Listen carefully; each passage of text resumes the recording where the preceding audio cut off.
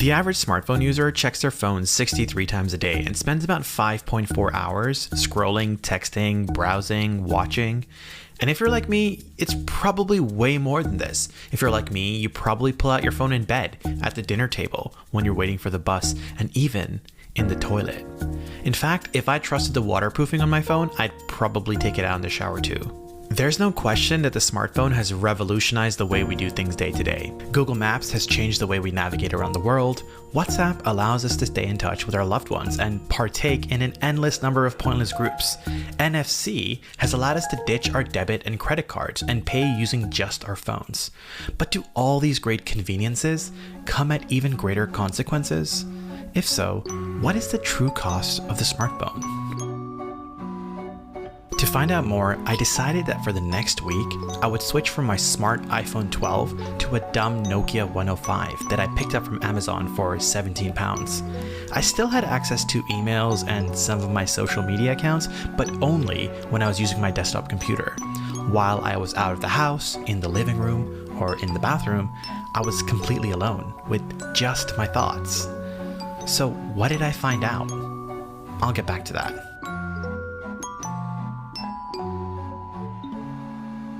But first, to understand how smartphones are affecting each of our lives, it's helpful to identify how we use smartphones, because not all smartphone-related activities are the same. Broadly speaking, you can classify any usage of your smartphones into two categories: a tool and a drug. If your smartphone enables you to fulfill a goal more efficiently and effectively, then that usage falls into the tool category. If your phone serves a goal of comforting you, be it when you're waiting in a queue or when you've stopped making progress on your dissertation, then it falls into the drug category. The issue is, however, that there is a razor-thin line between when a tool becomes a drug, so sometimes it's difficult to classify any activity as 100% tool or drug. And often, you don't even notice when one becomes another. If you're making a phone call to tell a friend that you'll be late, it's a tool. On the other hand, if you find yourself scrolling through Instagram in the self-service queue at the grocery store, as I often do, it's probably more of a drug. And like other drugs, over time with excessive use, it can start to affect our mental and physical health. In fact, some studies have suggested a direct causation between smartphone usage and things like anxiety, depression, lack of focus, stress, sleep deprivation, and even reduced academic performance.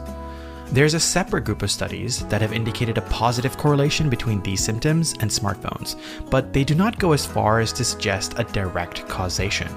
In other words, these latter group of studies suggest that a smartphone is simply a vessel for a drug as opposed to the drug itself.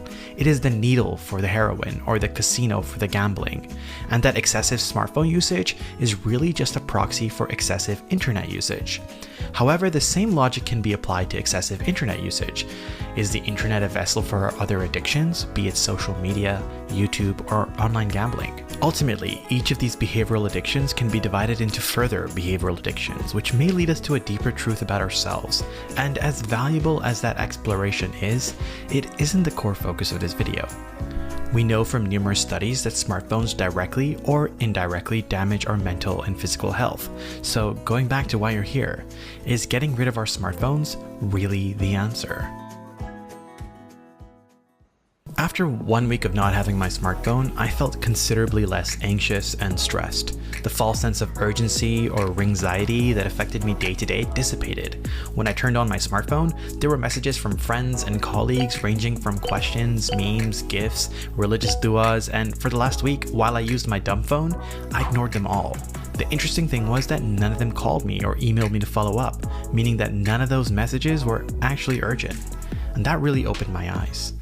Unfortunately, after several days of returning to my smartphone, my stress levels have returned to their pre-dumb phone levels. But now I have a strategy. I've stopped looking at my smartphone during the first hour of my day. It gives me an opportunity to let my thoughts take form. I find that any external stimulus quickly drives the direction of my thoughts, and by avoiding devices, I'm able to find greater clarity. This ultimately reduces my anxiety. I've also switched off all of my notifications except calls, and I've deactivated push notifications from my email.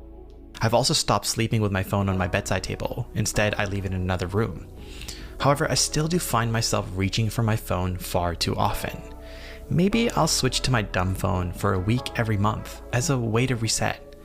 I'll let you know how that goes. Even if smartphones are a vessel for our other addictions, curbing smartphone usage introduces barriers that make it more difficult to satisfy those addictions. And starving those addictions ultimately reduces our stress and anxiety levels. So even if you can't ditch your smartphone completely, having the self-awareness to know when you're using it as a tool and when you're using it as a drug can seriously change your life.